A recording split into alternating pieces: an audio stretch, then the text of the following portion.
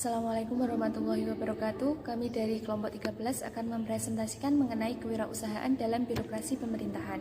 Langsung saja yang pertama yaitu kewirausahaan dalam birokrasi pemerintah.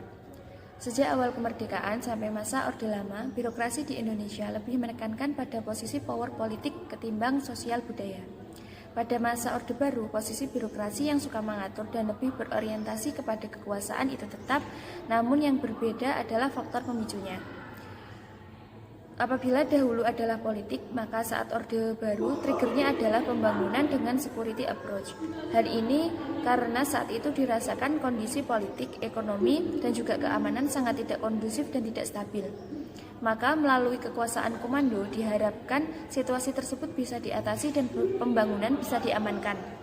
Peranan pemerintah kemudian menjadi sangat sentral karena berusaha memobilisasi sumber daya dan dana untuk pembangunan di mana semua digerakkan dan dikomando oleh pemerintah melalui alat birokrasi. Masyarakat lebih banyak diatur dan ditentukan oleh pemerintah, kemitraan bersifat selektif dan berat sebelah. Nah, kemudian dari sinilah mulai ada anggapan bahwa birokrasi pemerintah sangat kuat dan besar sehingga terlalu mendominasi kehidupan bernegara meskipun kinerja idealnya lambat. Kemudian, menurut Lopio Adi, kewirausahaan dikenal sebagai suatu proses penciptaan nilai dengan menggunakan berbagai sumber daya tertentu untuk mengeksploitasi peluang. Konsep kewirausahaan telah mendapat perhatian yang sangat luas dan intensif di kalangan pakar akademis maupun di kalangan praktis, baik ekonomi, manajemen bisnis, serta para pejabat yang bergerak di sektor publik.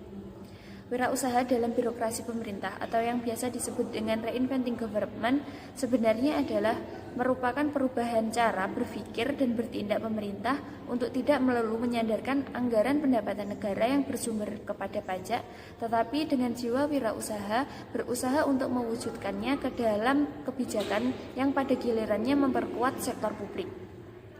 Reinventing government di sini merupakan cara birokrasi mengubah sistem atau pengaturan agar pelaksanaan pemerintah dapat berjalan secara akuntabilitas, responsif, inovatif, profesional, dan juga entrepreneur.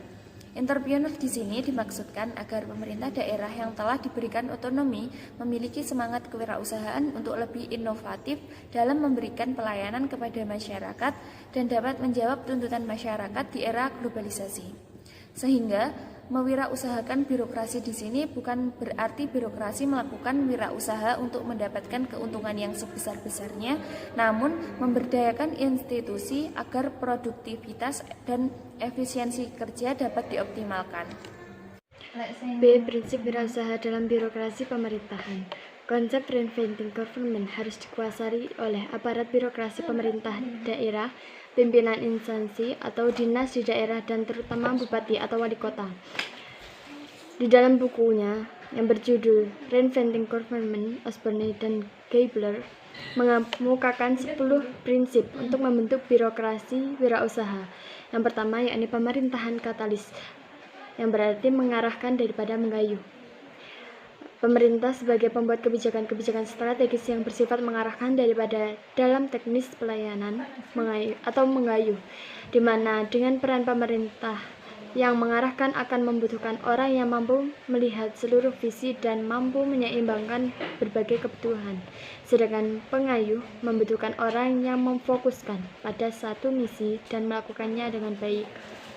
Yang kedua, pemerintahan milik masyarakat, memberi wewenang daripada melayani. Yang ketiga, pemerintahan yang kompetitif, menyuntikkan persaingan ke dalam pemberian pelayanan.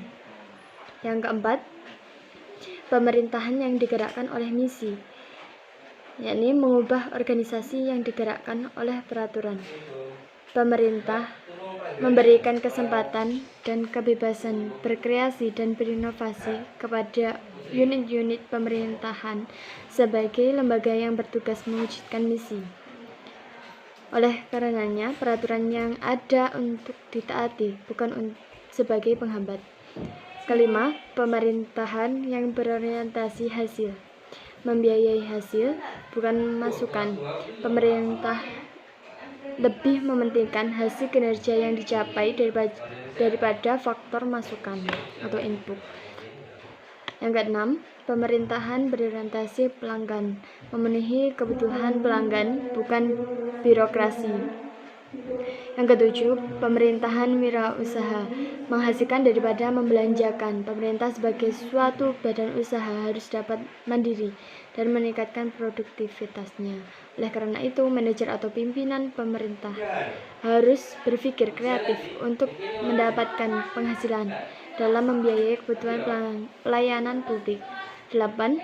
Pemerintah antisipatif, mencegah daripada mengobati.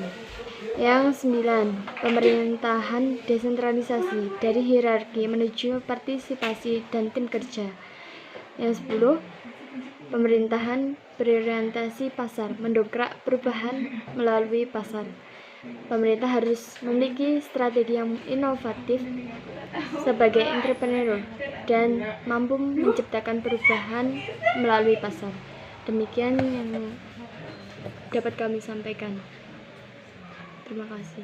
Wassalamualaikum warahmatullahi wabarakatuh.